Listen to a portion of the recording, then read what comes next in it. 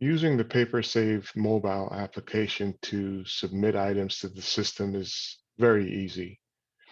Let's say I stopped at the hardware store and purchased some items for work-related activities.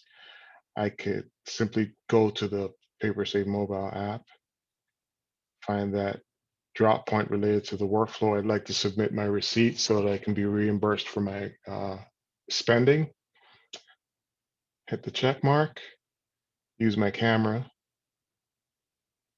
take a quick snapshot of that receipt,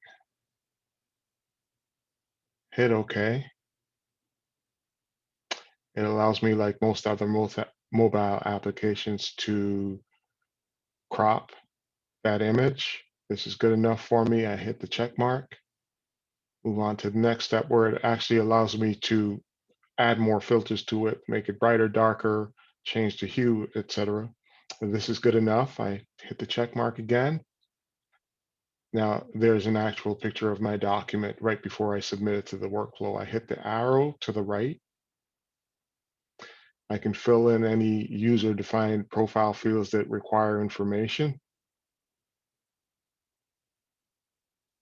This is an invoice document, and in my comments field, I'll just enter uh, Home Depot. Now I can go ahead and hit the check mark, submit my item into the workflow. And there I receive my notification. PaperSave will notify me via push notifications once it's successfully added. I can hit OK. And that's it.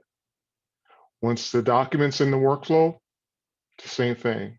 I can come back into the workflow, go to my workflow item, select that item, and here I have the option to update the fields if I need to, any of the user-defined profile fields. I also have the option to share a copy of this document using another mobile application on my device.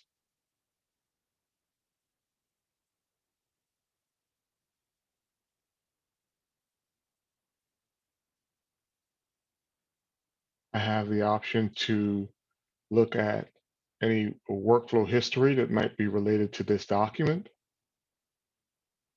This is a brand new document in the workflow, so there's no history associated with it yet. I also have the ability to the far right, the icon to the far right, to check out this document, make changes, check it back in, much versioning as most people know it. And to give you a better idea of what the workflow history looks like, I'll take you back to the document that's already been processed through the workflow. It's been approved, and we can click on that icon that looks like a partial clock.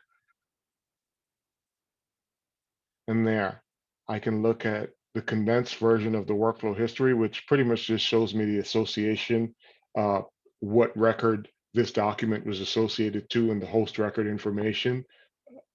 Or I can look at the full details.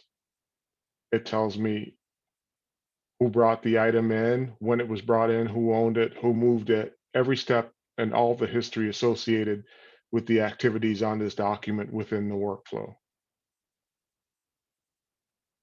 If there are any other documents in the system that might be interrelated to this document, the item right next to the share icon, the icon right next to the share icon, I can touch that and it'll let me know whether or not they're interrelated documents in there. This document has one other document in another workflow that's indirectly related to it, and I can actually touch it to look at that document also.